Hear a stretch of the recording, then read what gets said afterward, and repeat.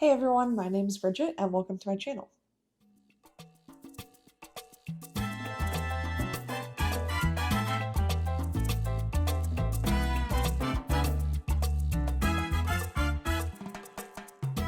In today's video, I'm going to talk to you about the process of getting Magic Keys for Disneyland and the options that you have when you go to acquire one, as well as what my experience was like. So I am originally from Southern California, but hadn't been living here for a while, and I just moved back and bought a house with my fiance.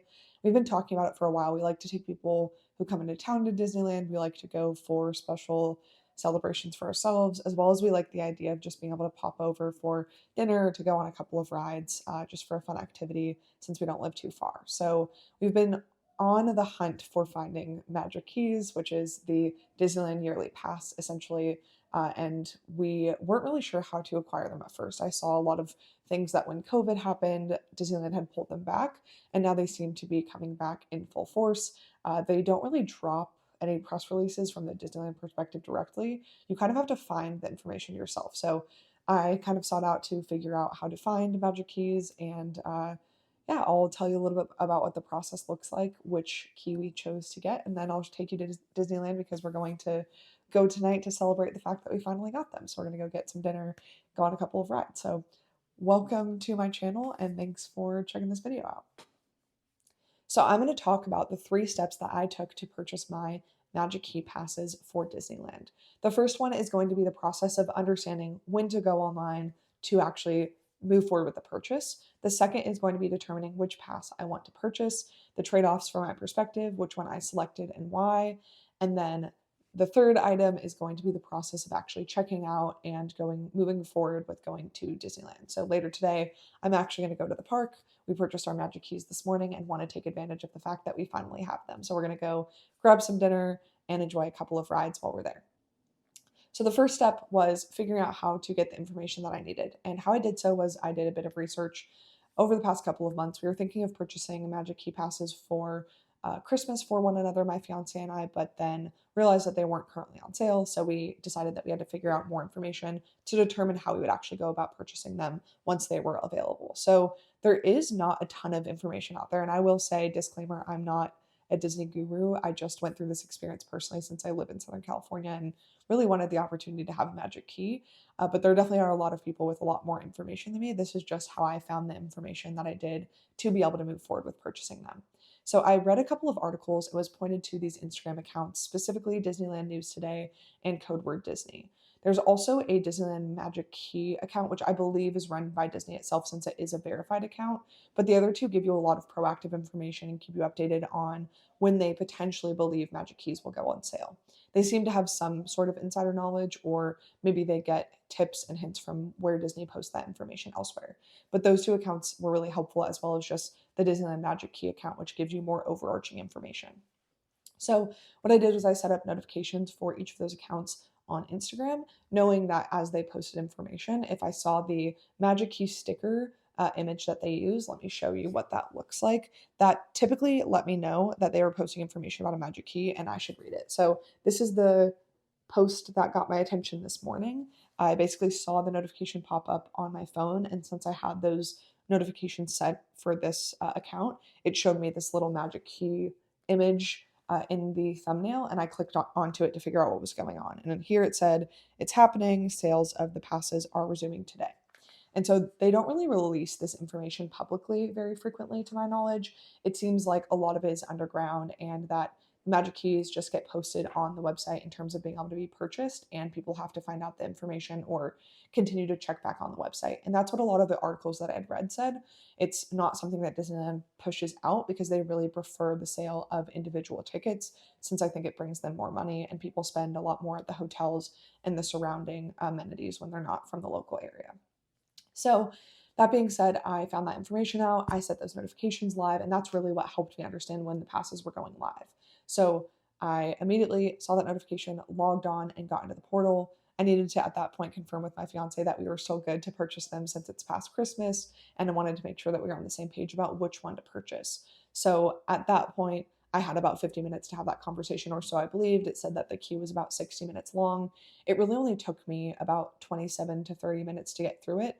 I want to say I saw the notification on my phone at 9:15, and then I hopped directly in the queue. And then by 9:44, I had actually checked out and purchased my tickets. So I think it was a bit less than 30 minutes to go through the entirety of the process, including making sure to put in all of the information, to add my address, to add my billing information, etc.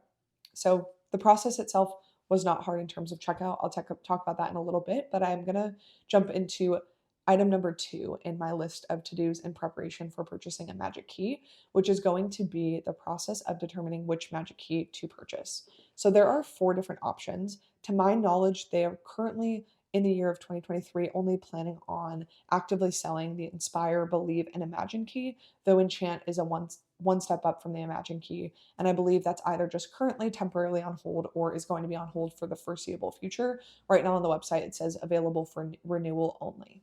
So the Inspire key is the highest echelon. It's around $1,600 to purchase the Inspire key per person per year. It has the least amount of blackout dates and the highest amount of discounts. The step down from that is the Believe key. It's about $1,100 per year. It has the second least amount of blackout dates and the second most amount of percentage off for each of the items that you can purchase within merchandise or restaurants. And then it also has half off for parking, whereas the Inspire key has full free parking. The Enchant key is $700 per year. I won't spend too much time talking about it because, again, it's not currently available. And then the Imagine key is only available for Southern California residents, and it is $450 about. All of these are $1 off since they end with a 9, but I'm just going to say the rounded number. So again, Imagine has the most amount of blackout dates of all of the keys, but it is also the cheapest. It costs honestly just about how much it costs to go to the park 2 times for 2 park hopper tickets. So depending on what you're looking for, that may be a good option for you. Now, I knew that my options were Inspire, Believe, and Imagine in terms of what was available to me, but I really wanted to get one on the higher end because I want the option to go on more frequent dates. But I don't think right now we need the Inspire key because we can be more flexible. We're traveling a bit this year, so we can be more intentional about choosing dates that are either Fridays or not on the weekends that are blocked out. Mostly all of July weekends, as well as a couple of during the holidays, are going to be blocked out for the Believe key, whereas the Inspire key really only has 2 weeks over the December time period, which is typically when people are on vacation, that they have blackout dates for. So again, it's really up to you. We looked at kind of the comparison between the Believe key and this Inspire key in the sense that it's a $600 or $500 price difference, and the parking is really the only thing that seemed significant to us enough to kind of question whether or not it would be worth spending that difference. Because on the Inspire key, you get 100% off of parking. You can do free parking whenever you visit, whereas the Believe key is only 50% off of parking. So at first I was questioning, if we're going frequently, we're going to be paying $15 every time we go to park. Is that going to add up? But we don't think that it will, nor will the discounts on food and merchandise enough to make that $500 difference worth it. And again, $500 per person. So that ended up being $1,000. You would have to go a lot of times for the $15 of parking, as well as the difference in merchandise and food cost to be worth it, in my opinion. So we settled on the Believe key. We chatted about that as the queue was decreasing in time, and really got excited about the fact that we were actually finally getting to purchase Magic Keys. So I'm going to talk about number 3, the process of actually checking out on the website.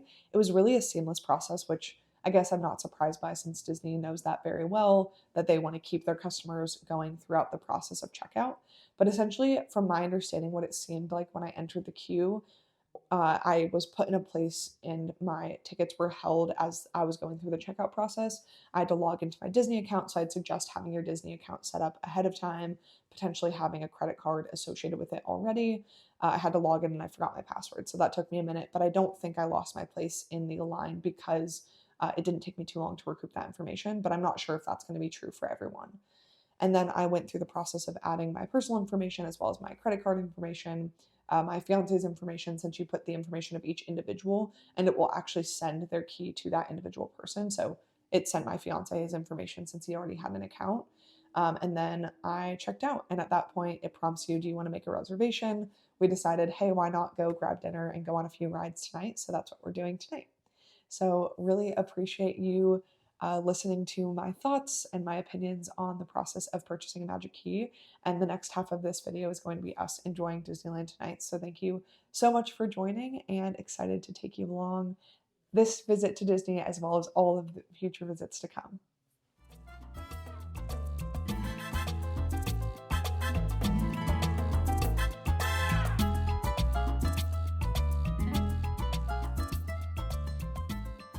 Okay, let's be realistic here. The first step in prepping for Disneyland is always going to be to take my dog on a nice 2 mile walk around the neighborhood to make sure she has all of her jitters out before we head on the road and leave her for a couple of hours. It's important to obviously take care of your pets and loved ones before making the trek, so that's what we did on a beautiful afternoon in sunny southern Orange County. Okay, we're heading to Disneyland. First day of Magic Key passes, and going to go enjoy a dinner and a couple of rides, and hopefully we can get a couple of things in. It's 4:30 currently. We're leaving our house and it says it's about a 50-minute drive just because of traffic. Normally it'd be about like 20 to 30 minutes on average, but kind of expected just given traffic. So hopefully we'll get there in time for a good dinner, and then enjoy a couple of rides and head home. See you there. There is just something about the sunset at the Mickey and Friends parking garage. I love it and will never pass up an opportunity to enjoy it. So, driving in, we got to see that beauty as we were preparing for a fun evening at Disneyland. And then, as I mentioned later in the outro, we ended up grabbing dinner in the French Quarter, but I didn't end up filming any of that. So, here's us entering the park, seeing many hordes of people leaving. California Adventure was open until 10 p.m. this night, but Disneyland was only open until 8. So a handful of people were going over to California Adventure. I'm sure families were ending their day since it was 6 p.m. and kids were probably ready for bed. And we were heading over to the French Quarter. From there, after dinner, we went to Pirates of the Caribbean, waited in only a 15-minute line, which was not bad. And I just love this ride. It feels like we were watching a movie. The ride itself is actually 15 minutes long. We've timed it a couple of times. It can be longer if there's a backup, but just the experience of enjoying the transition to the darkness. It was actually really warm since it was cold outside. The ride was very warm, and the drops at the beginning, but then just the enjoyment of all of the different animatronics that they have, as well as just the pictures and reminiscing on Pirates of the Caribbean, the movie series as well. One of my family's favorites is always the drunk guy with the pig. So you'll see in just a moment, I had to get some footage of that since that always made us crack up when we were little kids. So it's always fun to remember back the first time I saw one of these rides or the memories that I have of them when I'm younger. So here he is. He's drunk, sleeping with the pigs, and this guy, the foot looks so real when you're looking up at it from below. We had headed down to Main Street to grab some dessert, and I've never seen this before, but they had this really fun light show that they were projecting down Main Street. This was getting close to close. Everyone was enjoying grabbing their last desserts or different treats around these shops. I love just looking at what they have on sale and thinking about what I'm going to purchase the next time that I'm there.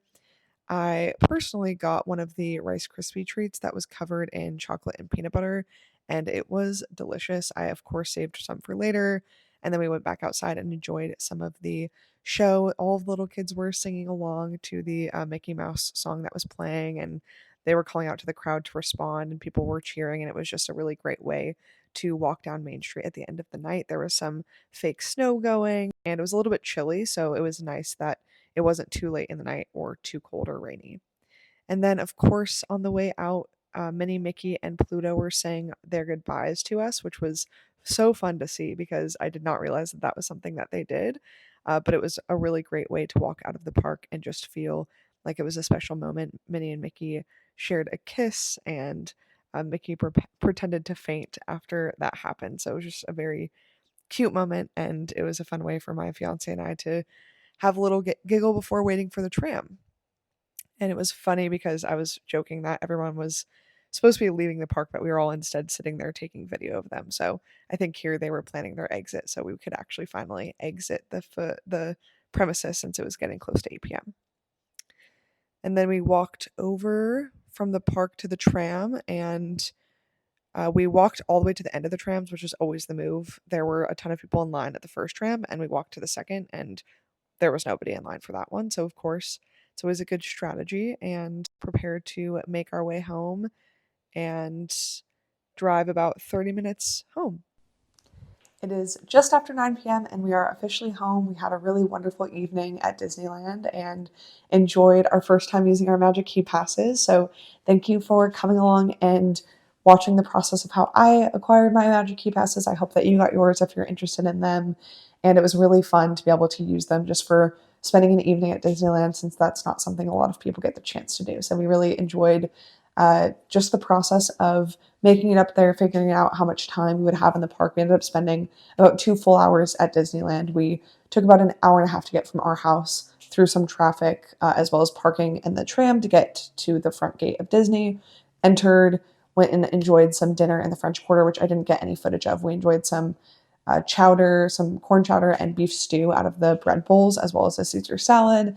And then we headed over to Pirates of the Caribbean, which you saw, and grabbed some dessert on Main Street after the fact. So it was just a really wonderful evening. Got to be chaperoned out by Minnie, Mickey, and Pluto at the end, just waving everyone goodbye, and enjoyed a nice chill tram ride back. It really wasn't too hectic. I will say it was more crowded than I expected for a Tuesday evening, but I do think that that's because of MLK Jr. Day being yesterday, as well as people probably being excited that it was no longer raining, since it's been raining in Southern California for the past couple of weeks. So it was really an amazing experience. I'm so excited to go back plenty of times and excited to take you along when I do. Thanks so much for joining me today and hope that you have a great one. Bye.